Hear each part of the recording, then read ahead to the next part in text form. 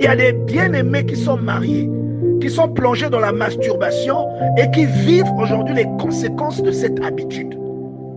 Il y a des frères qui connaissent même des problèmes de désir dans le couple, qui n'arrivent plus à désirer leur femme parce qu'ils sont plongés dans cette habitude. Il y a des choses que vous déclenchez dans votre vie.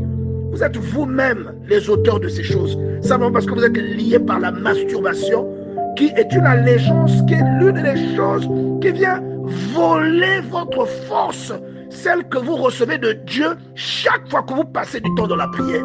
Lorsque quelqu'un se masturbe, il y a des sémences que vous plantez dans votre vie. Et même la personne qui perçoit cela n'est pas consciente de ce qu'elle perçoit. Elle voit seulement qu'elle ne peut rien construire de sérieux avec toi.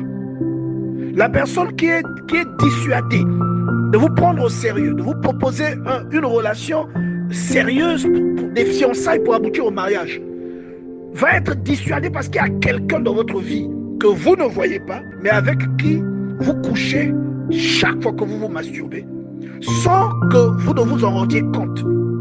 Et si vous avez un peu de chance, par la grâce de Dieu, dans votre sommeil, vous pouvez faire des rêves où vous voyez que quelqu'un vient vous solliciter.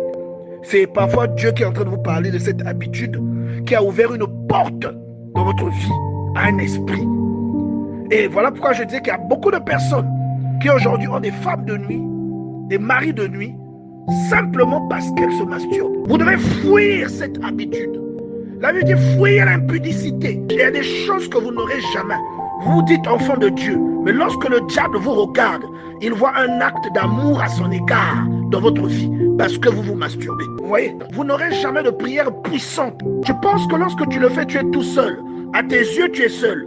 Mais en réalité, tu n'es pas seul. Il y a des esprits qui profitent de ce que tu fais.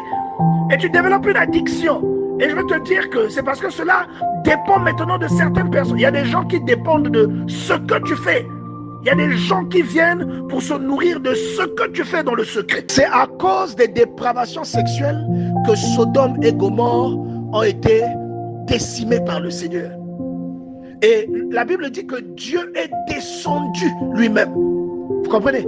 Pourquoi? Parce qu'il y avait des individus qui jouaient avec la sexualité. Ne jouez pas avec votre sexualité. La Bible déclare dans Genèse chapitre 18 au verset 20. Et l'Éternel dit, le cri de Sodome et Gomorrhe s'est accru et leur péché est énorme. Bien-aimé, Dieu est venu par lui-même s'enquérir de la situation. Au verset 21, il dit, c'est pourquoi je vais descendre. Ne jouez pas avec ces questions. Soyez délivrés de ces choses. La Bible dit, lorsque quelqu'un est en Christ, il devient une nouvelle créature. 2 Corinthiens chapitre 5 verset 17. C'est ce que la Bible dit.